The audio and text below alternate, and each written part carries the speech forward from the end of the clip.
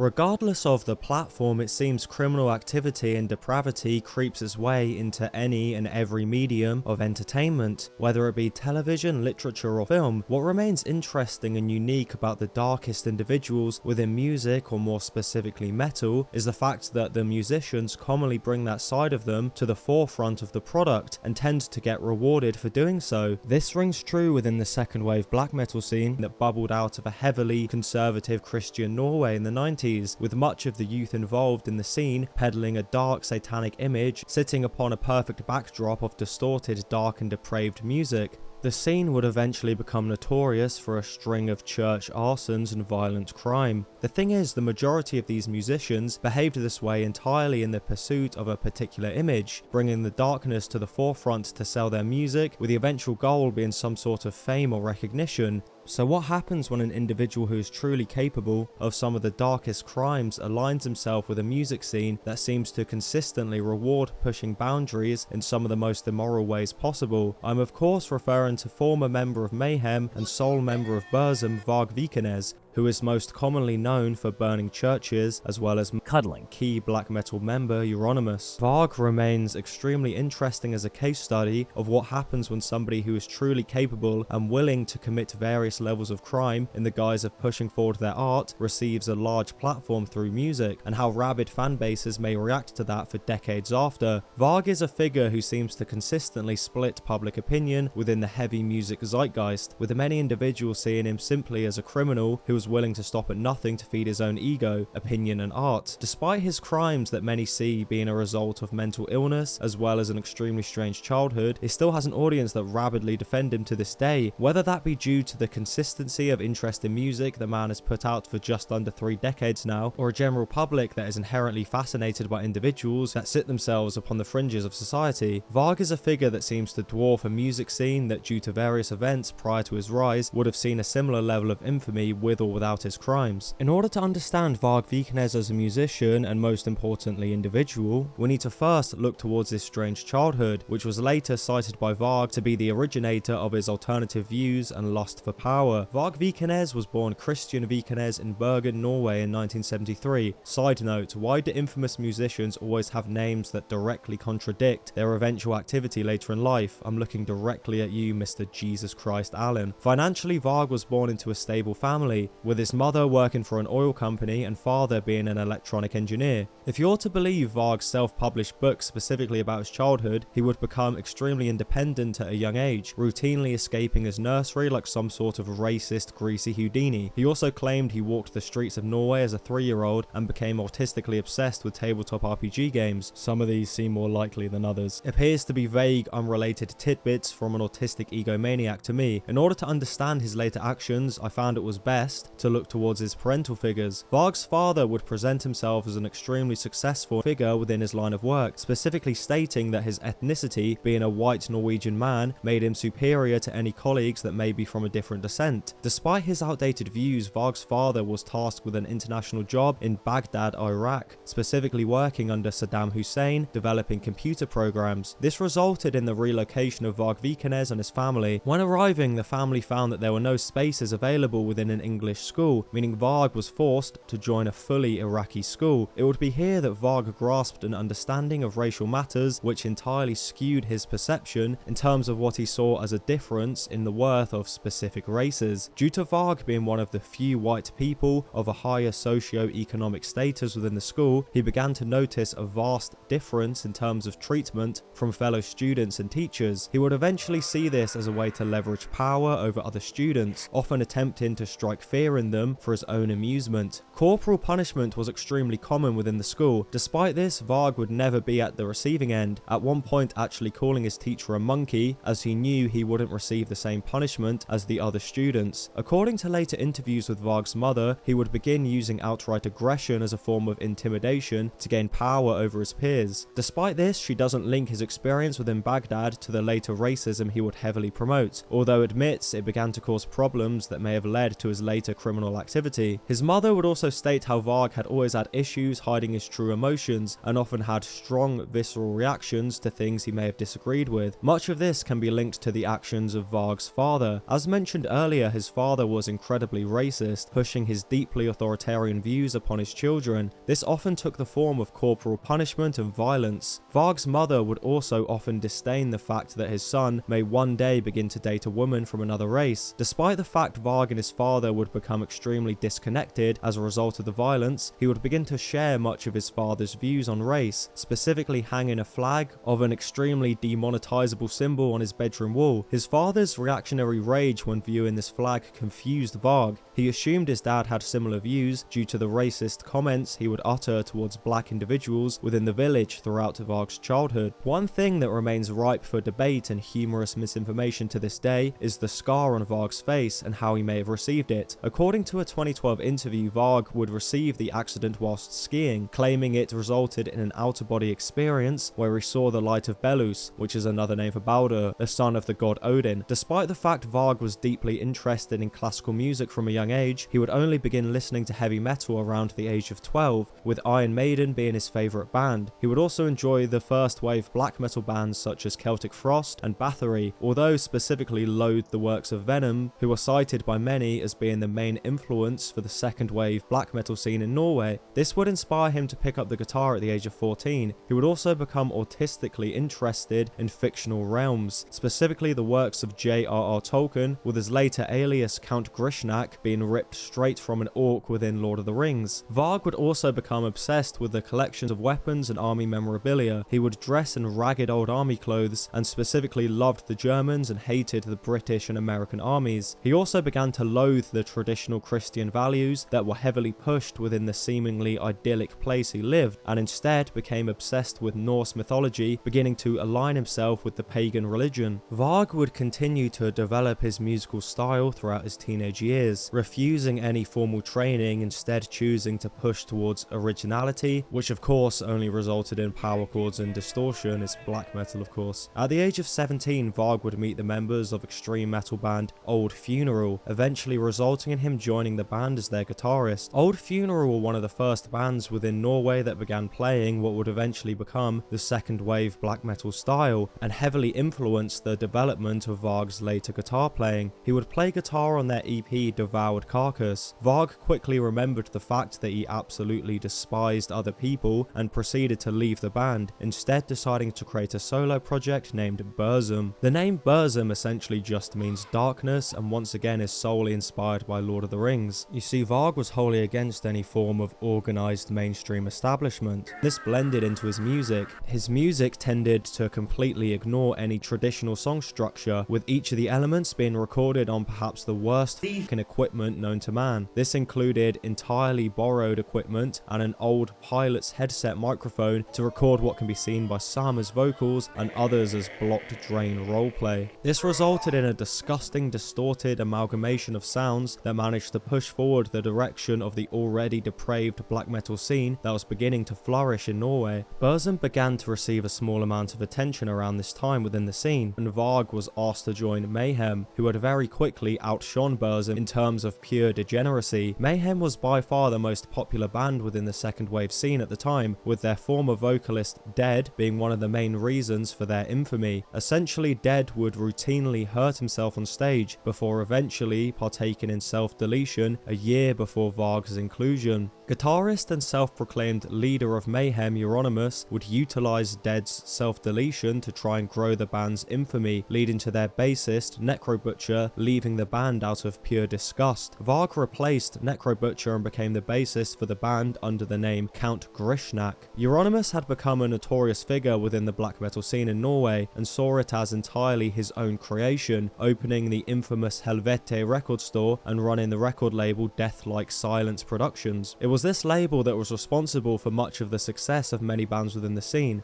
The record store was utilized as a congregation space for many of the most successful artists within the scene. The group became known as the Black Circle, which just seems like extremely edgy gatekeeping to me. Despite the fact it was all quite comical and cringe looking back, it was extremely serious for members within the scene, with Euronymous becoming a relatively feared and respected member. Varg saw right through this facade and became frustrated by the fact that he had little creative control over Mayhem. Despite the infamy of the store and label, Euronymous was a bit of a buffoon and had little understanding of finances or business, which angered Varg. He would routinely suggest methods to improve the sales of records, which were often flat out rejected by Euronymous, who felt the success of Varg and Burzum could commercialize a genre of music that he felt should be gatekept and remain underground. Despite Varg's strong personality, he would put aside his political differences with the rest of the scene in order to fit in and continue to create music.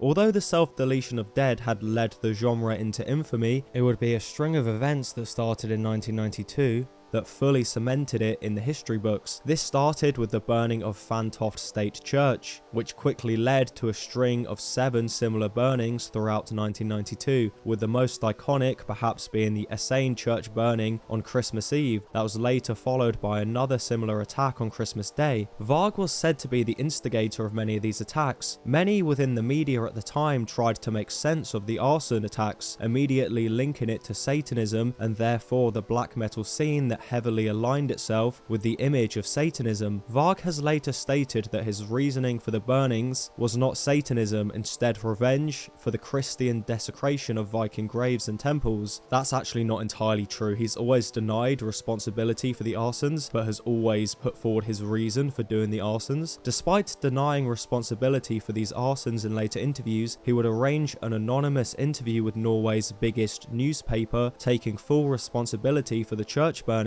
This may seem like an entirely stupid idea, but Varg wanted to utilize the events as a way to push forward the message and infamy of black metal in order to drive it towards more success. He would obviously find himself behind bars for essentially admitting to these crimes, and was released 6 weeks after, as the police were unable to find any evidence linking him to the crime. Varg was ecstatic. Photographs of him in edgy cosplay were plastered all over national news. He had become notorious and saw this as only a benefit in terms of the success of black metal. This inspired a string of similar events, with copycats within Norway's disenfranchised youth being inspired by the actions of the Black Circle. Shortly after his release, Varg would change his name from Christian to, of course, Varg, with the name translating to wolf or destroyer. As black metal hysteria began to grow in Norway, Varg assumed Euronymous would reap the financial benefits within his record store Helvete. He was shocked to find out that Euronymous had closed the store entirely and released an official apology after receiving pressure from his parents to do so. Varg was infuriated by this. He felt he went to prison for 6 weeks for nothing. This, combined with Varg and Euronymous disagreeing in terms of politics and beliefs, began to cause tension within the already superficial friendship. It would also be around this time that Euronymous' reputation began to fade, with the apology being the main reason behind this. Varg had essentially replaced Euronymous as the feared leader of black metal. Much of Varg's previously mentioned aggression had led to this. He would commonly suggest that he had struck so much fear and respect into the black metal scene that he would never see prison time for his crimes, as no one would dare go against him and snitch. Despite the scene receiving mainstream news coverage, Euronymous' label began to see major financial issues, leading to many artists not receiving pay for the sales of their records. This would be the case for Burzum Records, which led Varg to create his own label to release future Burzum records. Unfortunately, Euronymous had found a loophole within the Death Like Silence Records contract,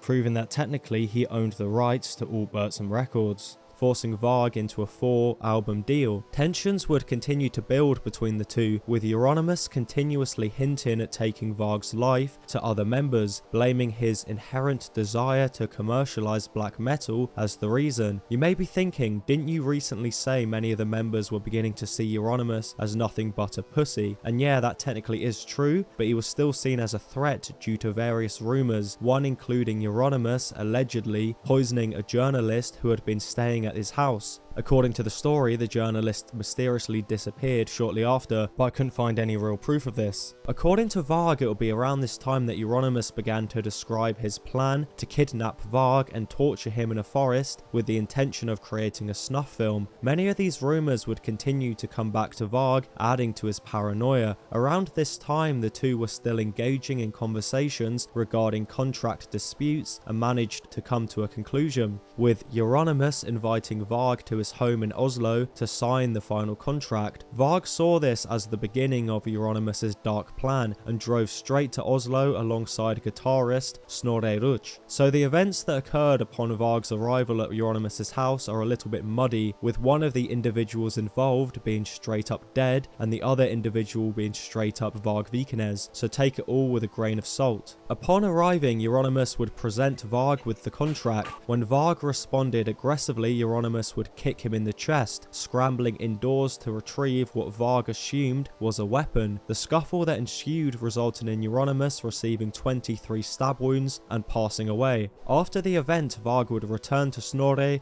and drive back to Bergen, dumping his clothes in a nearby river. This of course received mainstream news coverage, with many assuming the murder may have been the fault of a Swedish death metal musician due to the blood feud the two subcultures had been having in the previous years. Of course, police immediately suspected Varg and began to question Snorre on his whereabouts during the murder. Snorre would originally claim he was with Varg 300 miles away in Bergen, but eventually cracked under pressure and told the truth. Police were also able to match fingerprints found in the crime scene to Varg. Upon his arrest, Varg would immediately take responsibility for the murder, although claimed he had feared for his life and the act was entirely in self-defense. You see, this might be an acceptable rebuttal if police were not already chomping at the bit to arrest Varg for the church arsons. They also found 150 kilograms of illegal explosives as well as 3,000 rounds at his house that were intended to be used on an anarchist commune in Oslo. So yeah, he didn't really have much of a chance. Some people actually theorized that the murder came after Euronymous attempted to stop this act of terrorism, claiming he aligned more so politically with the anarchist group. Varg was immediately put on trial for the arson of 7 churches and murder of Euronymous, resulting in the maximum Norwegian sentence of 21 years. One of the most iconic images from the trial is Varg smiling at the camera. Many see this as just some sort of evil, overly edgy piece of theatre for the general public, although he actually claimed he assumed he would be able to further defend himself later in the trial and actually assumed he was going to get away with the crimes, hence the smile. This never came and Varg was sent straight to Norwegian prison. So obviously Norwegian prison is essentially akin to British student accommodation, meaning Varg had a relatively productive time, releasing 2 ambient albums composed on a synthesizer. He would also write various books and essays which became the basis of the later extremely racist subgenres of black metal. Despite Varg's cushy time in prison, he still attempted to escape various times. In 1997, authorities unearthed plans written by his mother to break Varg out of prison, and in 2003 Varg actually did escape prison, hijacked a family's vehicle at gunpoint and was later stopped by the police. He used the self-defense excuse once again to defend his actions, claiming a fellow prisoner tried to strangle him. Varg would eventually be released in 2009 after serving only 16 years. He did what anybody would do in his position, immediately moved to a farm and start a YouTube vlog channel. He would also write and release a few albums more akin to the black metal style. It would be this YouTube channel where many would become familiar with the true Varg. For 16 years he had been feared by much of the community, and upon watching his channel, his followers were presented with a man dressed up like a Viking with a bucket on his head, continuously insulting Jewish people. This channel would later be banned from YouTube for various spurts of racism and nationalism. He and his wife would be arrested in 2013